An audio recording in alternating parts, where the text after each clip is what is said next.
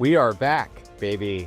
Well, one of us is. For Week 7 NFL picks, yours truly and Radio Griff went 8-7 last week.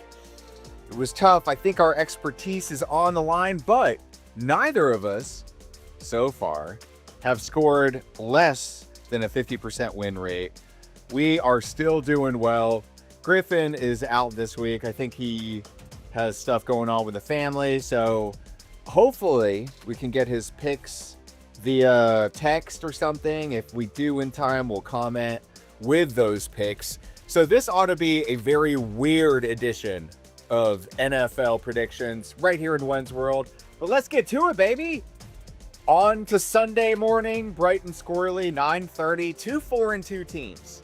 We got our NFC representative, Rams, versus our AFC representative, Jaguars, Duval. And this one is over across the pond, so in London, anything goes, baby. This is a tough one because you got a red-hot Jaguars team. Red hot. I don't know that it's wise to bet against them. Are the lights too bright? I'm talking about our QB, right? The QB from Cartersville, Georgia, now playing for the Jaguars, and I think it might be gonna take the Jags at home. They're technically the home team, even though it's not in America. Ain't that nice? Jags at home there. On to our 1 o'clock games. The 1-5 New Orleans Saints. Don't check me on that. It's not Nolans or New Orleans or any of that. New Orleans. That's how us Yankees say it. Traveling to Chi-Town. The 3-2 Bears. By the way, that was a solid win against the Commies last week. I watched the entire game, and that was one of the best Monday night matchups that I've seen in a long time. I know it wasn't, a 40-35 game, but it was neck and neck, man. And I love those games. I love when you really don't know who's going to win. And that was one of them. And this is one where folks are on the hot seat. And I don't know, honestly, what I think about this game. I mean, it would be unwise to go against Chicago, but they do fits and starts, right? They look good one week and then they digress. 1 step forward, 2 steps back. We go together because opposites attract. Easy for me to say. As I stutter and stammer here, I'm going to go with the Bears at home.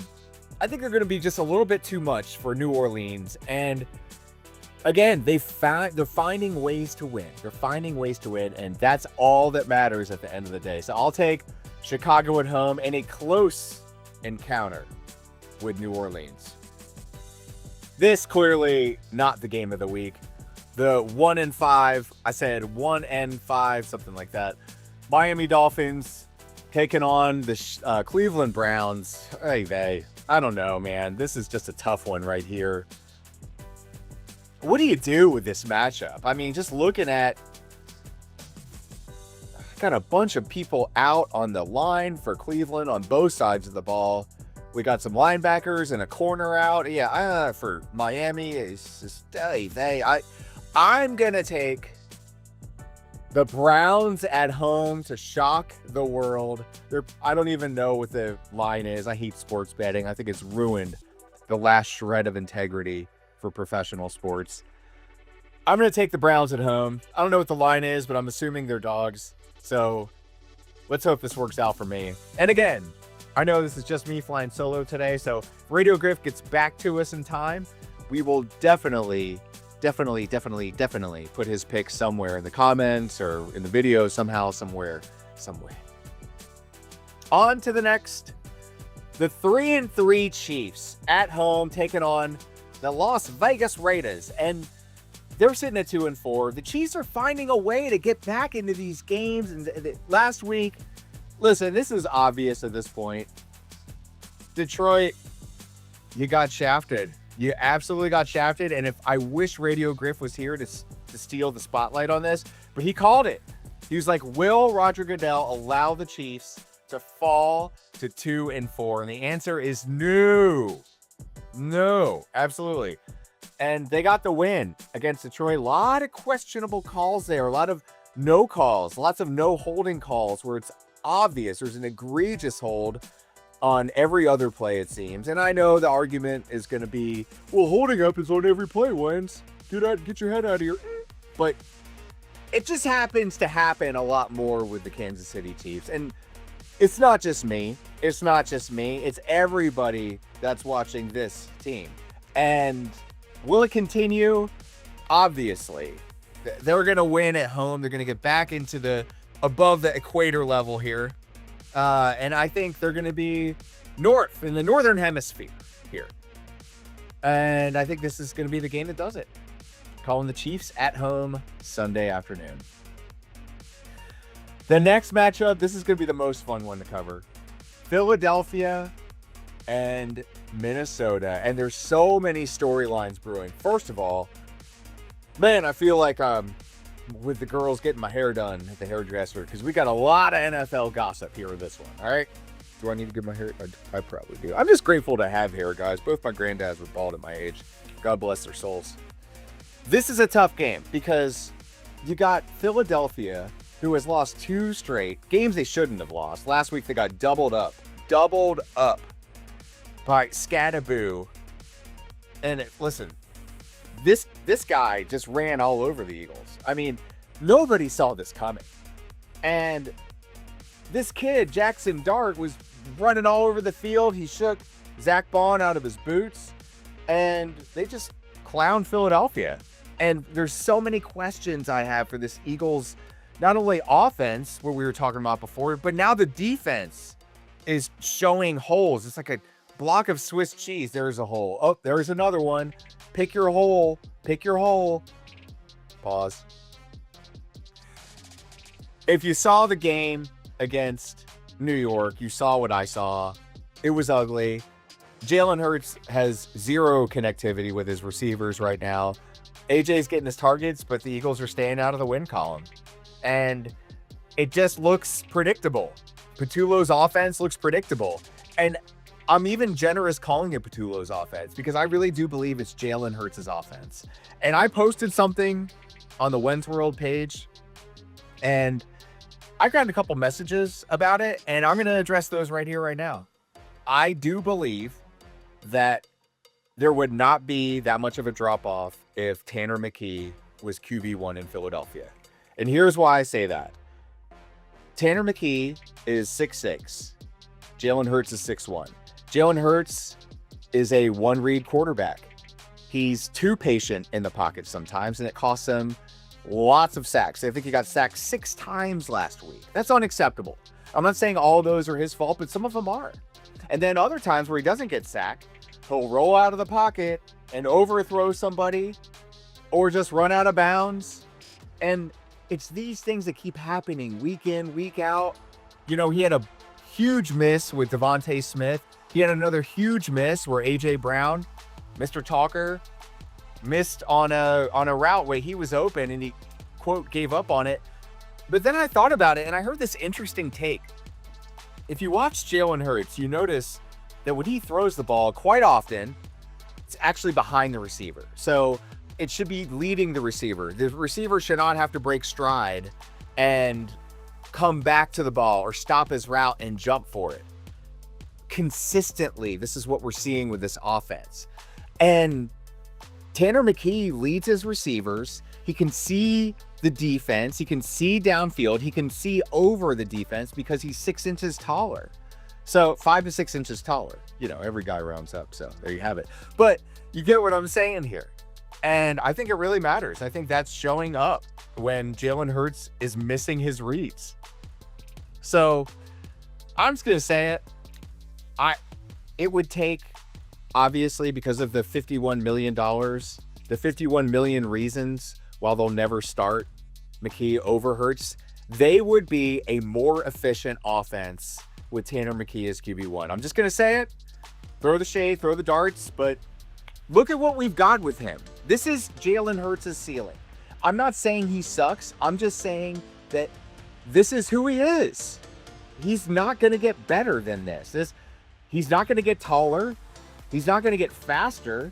He's going to get older. This is year 6. This is year 6. He's Super Bowl MVP. He had a great game. He had a good season last year. I'm not taking any of that away, but this is the offense when it's run through, and I believe that Jalen Hurts, he calls the plays. He has options at the line. He has options in the huddle. He can change things on a win. Last year he was quoted, what Jalen Hurts wants is what Jalen Hurts does. Like, this is in third person, he's saying this to the media. Look back. It's not me, it's what he said. So, I mean, with all that said, you got Carson Wentz on the other side. And this is really, after what I saw last week from this Eagles secondary, this is really tough. Because I wonder if they can hold up against Minnesota. Look, they're on the road. This is Minnesota's home. They're in the dome. And I was going to say it. I think the Vikings win this game. I hate saying it. I hate picking against my team, but I am a very objective, unpaid analyst. And as a very objective, unpaid analyst, I got to give you the truth. And the truth is, this Eagles team is floundering. It's just not happening right now. And now the defense looks sus. And you combine that with this offense and their 3-and-outs and their inability to get along and put it together. I don't know, man. For this game, I think the Vikings win it at home.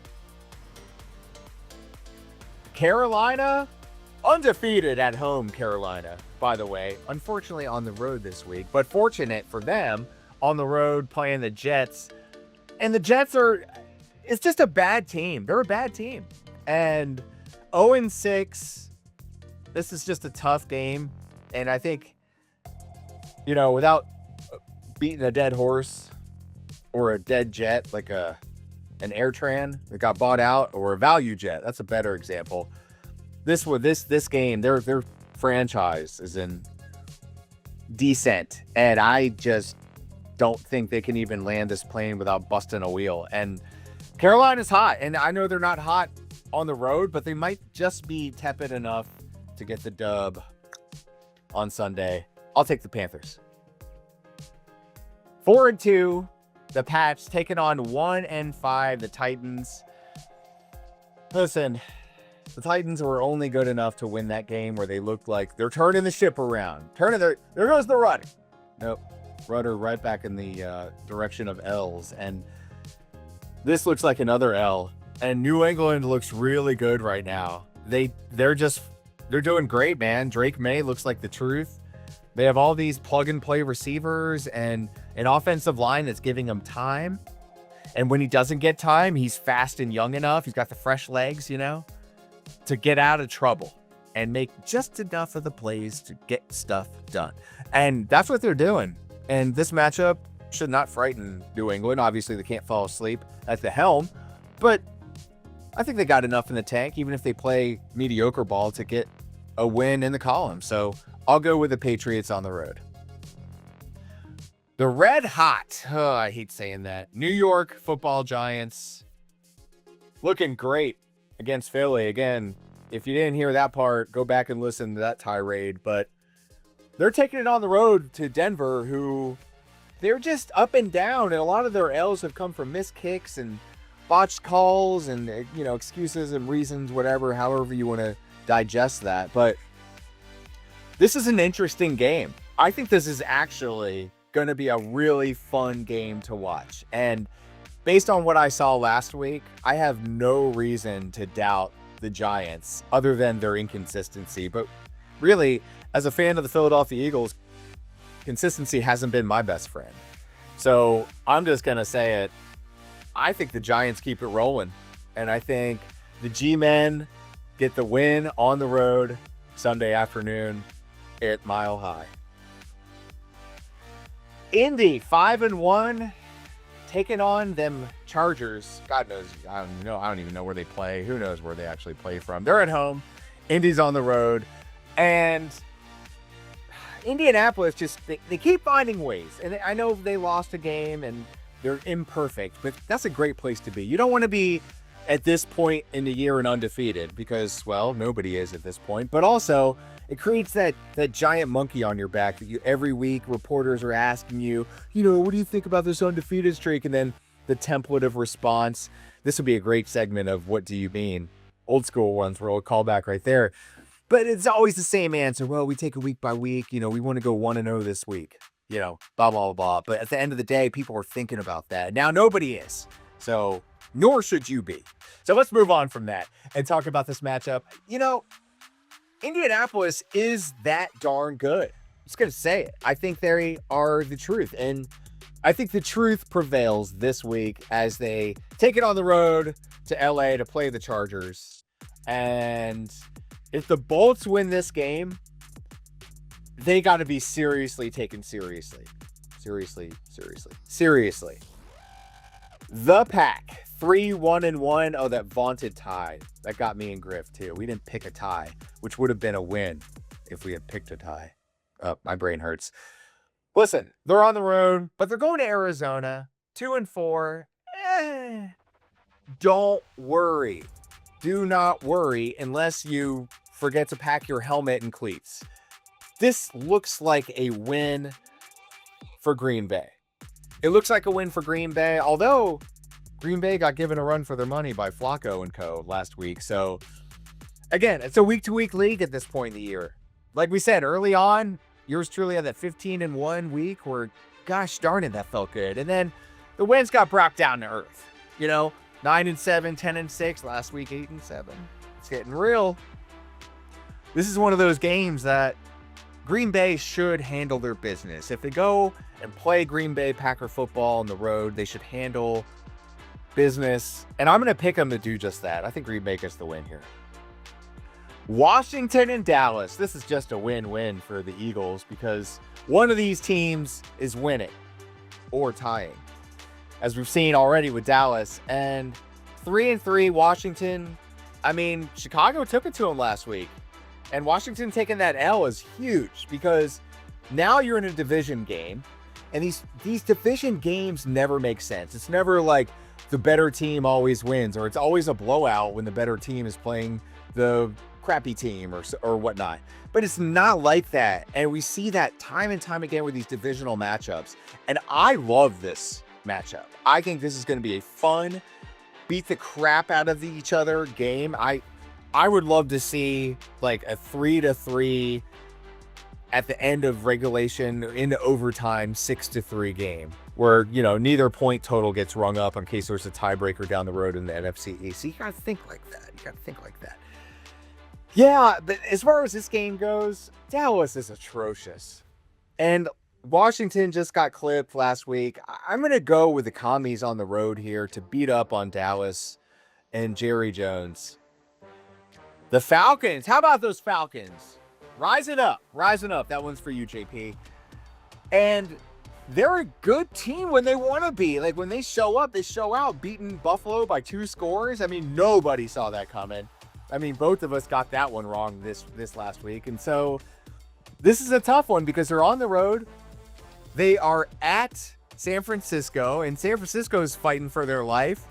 Their latest signing was a orthopedic doctor. With all these injuries, they need help, and they need it now, and they need these plug and play pieces to make it make sense. And they keep losing pieces. And one's got to wonder, when is this going to catch up? And I think this is the week it catches up. I think Atlanta is red hot. They just beat Buffalo. I think Atlanta is one of those teams, and Raheem Morris is one of those coaches that can leverage a win like that and not let it work against you, right? To not let it build up your head, but he allows it to build up his team's heart. And I think that this Falcons team has just that heart. And on the road even, I'm going to take the Falcons. Sunday night, I'll be watching this game. This is going to be great. This is going to be a great game. And how about the Atlanta getting back-to-back weeks of prime time football? Last week on Monday night, and then this week, Sunday night. So good for them. And listen, when you're above 500, it's justified. Or if you're the Kansas City Chief and the league loves you and you're part of the Kelsey brothers faction and Illuminati and Goodell and the globalist agenda. Moving on to the next game here. 5-1 Tampa, nearly flawless, just getting beaten by those previously good Eagles. Now that team's disappeared. Now Philly's in shambles. We talked about that earlier. If you missed it, go back, listen to it again, because I love I'd love that. Love that. And they're going up against the Detroit Lions, who got absolutely screwed last week by the league and the Chiefs and the puppet referees. And this is a game where they mad. As my brother-in-law would say, they big mad. And they should be. And this is a game that I think is going to be absolutely reminiscent of a 80s style football matchup. We're going to see multiple injury timeouts, scuffles, fights. And it's not because they're, teams with no self-control. It's because both of these teams are hungry. And Baker Mayfield is an absolute regular season savage. When we get to the postseason, he's a different animal. But right now, we're here, and it's the regular season, baby. And this is a tough one to call because we've seen the dual nature of Detroit. Dr. Detroit and Mr. Hyde. And Dr. Detroit, when Dan Campbell's making sure that the engine's running smooth and he's slamming those flights, those 4-ounce flights before the game, it tastes good, Dan. You got that IPA, you got that porter, you got that stout, maybe you got a lager or a pilsner. I know my beers, baby. BeerGuysRadio.com, check it out. Tim Dennis, baby. This is tough, man, because both these teams need a win. And if you're in the NFC North, you got Minnesota winning games with Wenz at quarterback. So I'm going to take Detroit at home. This is a tough one to call, but I'm sticking to it. Detroit at home is my call there for the first of 2 Monday night games. And then our second, this is one where Seattle's just got to continue to prove that they are good. And they're sitting at 4-2, and they're winning games. They're not winning all the games, but they're winning enough games for people to keep them in the discussion of, can they keep up with San Francisco in the NFC West? And the answer is so far, so good. Not just San Francisco, but also the Rams, who are 4-2. So you got a really good NFC West. Sorry, Arizona, I didn't mention you, but you know why. And they're being visited by 3 spirits. I'm just kidding. But they're being visited by the Houston Texans, sitting at 2-3. The spirits of those 3 losses, can they get over that? Can they get over the memory and the present and the future? Well, I hope their future is better than the past has been, because they've underplayed and they've underperformed. And a lot of us are wondering, what's going on with the Texans, and is DeMeco Ryans safe? I think for the time being he is, but it may not last because they have a really good roster and you got a great quarterback. I know CJ Stroud has kind of had a down year, but there's tape now and defenses are wising up, and also people aren't perfect and sometimes there's a regression. There's an up and a down. It's like the market, baby. You got to run it. Warren Buffett said, best way to separate a fool and his money is let him play the market, because people are impatient. You got to be patient. The long play with CJ Stroud. I'm taking the long play. But as far as this game goes, I think Seattle's the truth. I think they're a really good Seahawk team. And I think that Sam Darnold is a really good quarterback. And I think that their coaching staff is putting the pieces in the right places to do the thing and get the dub. And I think it continues Monday night. Again, this has been your friend, the Wenz. It's been an honor and a pleasure to have you for the last 20-something minutes. And I hope Radio Griff gets back to me with his picks. If not, we'll just kind of figure it out together. I mean, what should the ruling be? Should we give them... So when's the merciful show up and say, listen, I know you were busy with your family, but you could at least text me and let me know your picks. You're not too big. He's not too big time for us there. All right. He's not too big time. All right. Maybe one day, but until then, God bless Griff, and God bless all of you Wenz Worldians. Always a pleasure and a treasure. Wenz signing off.